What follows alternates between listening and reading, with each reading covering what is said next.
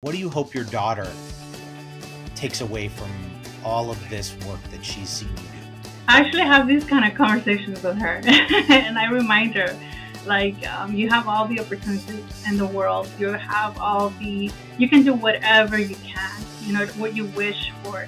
I always tell her, pursue your, whatever you want to do for career. Hello, everybody. Josh Rubenstein, Media Director for Kaiser Permanente Southern California. And this is another KP Candid Conversations and a continuation of our mental health series and our discussion of the Mental Health Scholars Academy. Now, we've talked about this program, a program that was designed by Kaiser Permanente and a strategy for building our own homegrown behavioral health workforce. Basically, what it is we've got people who are working at Kaiser Permanente that want a career change and want to become therapists. We provide an avenue to make that happen. We've talked to some of the organizers of the program. We've talked to students in the program. Today, we're going to talk to Diana Ibarra, who is a graduate of the program, a new graduate, and she has worked so very hard for everything she has. It's been a long and winding road for Diana, and it's not done, not by a long shot. First of all, Diana, tell me a little bit about yourself. Where did you grow up? That's a good question. Well, I was born and raised in Tijuana, TJ, in Mexico, right across the border, up until the age of 10. When I turned 10, I came to live here with my mom, who was a single parent at the time. Well, still is. So I grew up with my grandmother since I was little, 5 to 10, and while my mom worked here in the U.S., trying to, support and provide for the family. So by age of 10, I came here, and I've been here since, pretty much. And so you got a job at Kaiser Permanente? I did. Yeah, so I started at Kaiser as an LVN. At the time, this was in 2017. So I had obtained my nursing license 2 years prior to that. I was working at the county, LA County, as an LVN. So I transitioned to Kaiser Orange County because I lived in Santa Ana, so my commute was pretty long at the time. And it's been great since. I love Kaiser. They've been very supportive in all aspects, really. So it's been great journey. What was it that made you want to become a nurse? Helping people. So initially, it's kind of like a long story, but I'll try to keep it short. I originally wanted to become a doctor. So once I graduated high school, I was not able to pursue the medical part of it because at the time I was an illegal resident.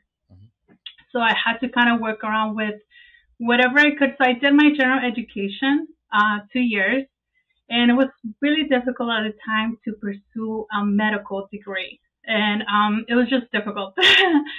So I went in and I got my associate degree, and I completed that, like I said, just general education. I then took a break. I became a parent. Life happened. And fast forward about 10 years after I graduated with my associate degree, I was able to become a legal resident. So then at the time, I started to work towards my bachelor's degree. But during that time, right prior to starting that, I did a fast-paced LVN program. So that was very intense, as I say. So I was working and going to school full time. So that's been kind of like the theme for me all these years. Working full time, going to school. I was already a parent, so I was a busy person at the time. Becoming a nurse was, to me, during that time, was closest to being a medical doctor. Not really. You're still doing patient care. So I enjoy, and I have enjoyed working with patients, patient care. And it's been pretty good. It's been great. So you reached this, you've worked so hard to get to this point. Yeah. Instead of sort of coasting, now that you've reached that plateau, you decide, nope, I'm going to go back again and start the journey again with a master's. Yes? Yes. So, around COVID, around that time, I was trying to complete my bachelor's in public health. So still in the medical setting. That was going to be my next step was going to be to become a nurse practitioner to kind of get close to where I wanted to be initially back when I was young.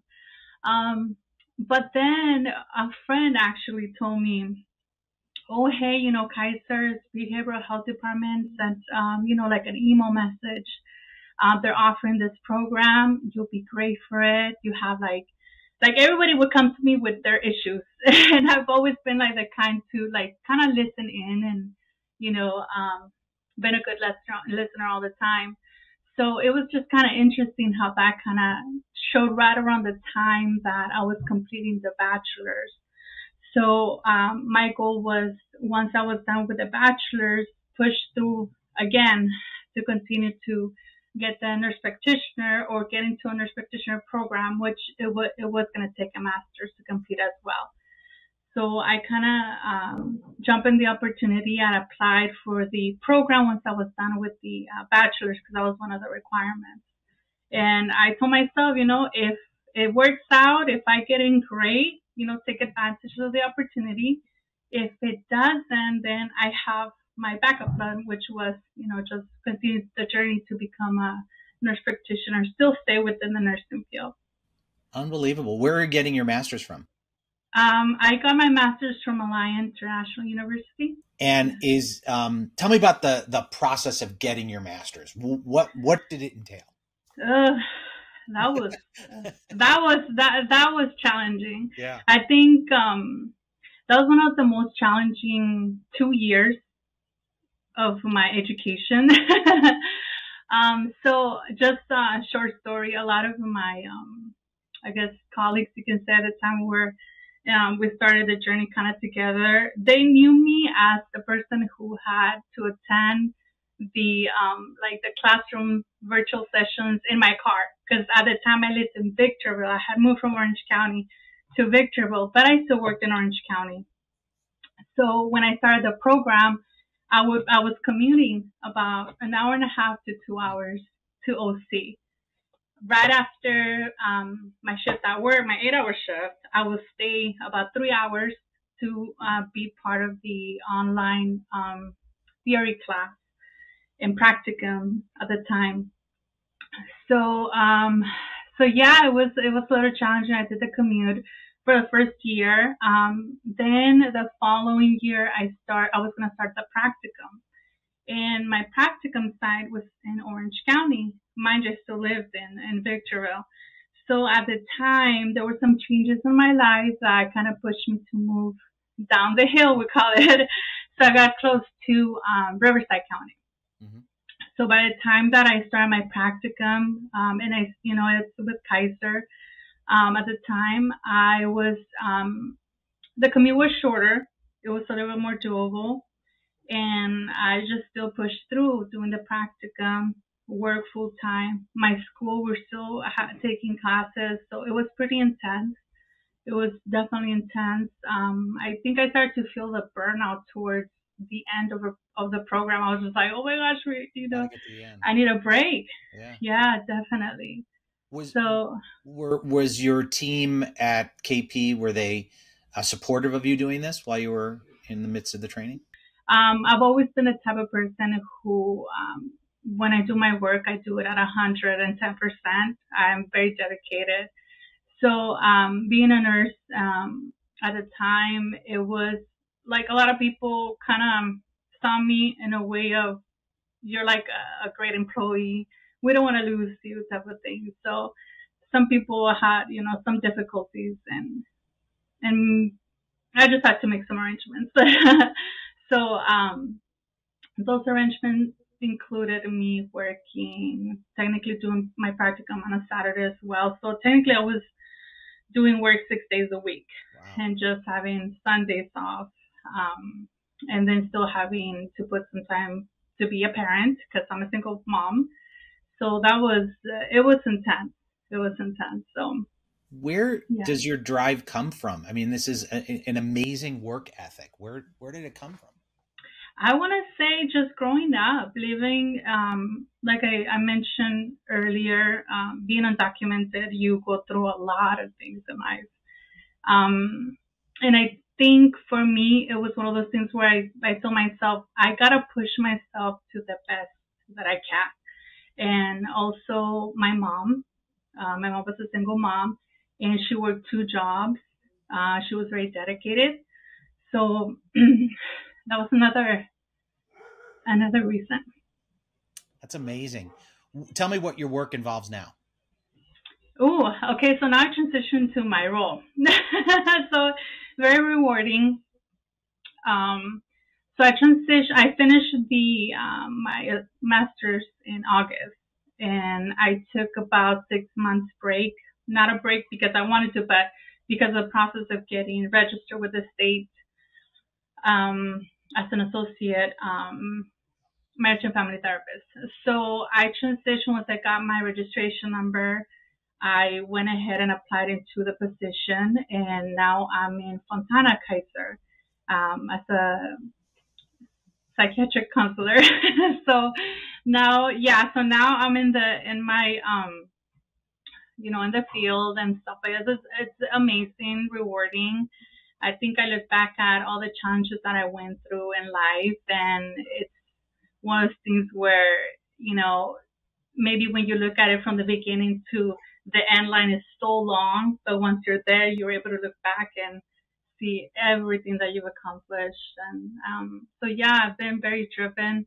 Again, mostly because of family, being able to provide for my daughter, for my family. So it's been one of those things that's been my motivation pretty much. Just being able to not having to depend on anybody. Good for you. You are an inspiration. I have to tell you that. Thank you. What do you hope your daughter takes away from all of this work that she's seen you do? Wow.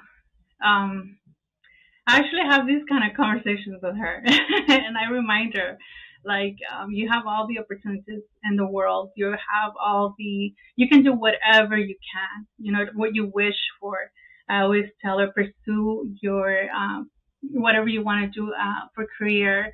You've seen me struggle. You've seen me work hard. You've seen me study late at night, coming home late, not having a life pretty much, just, being dedicated to my daughter, to family.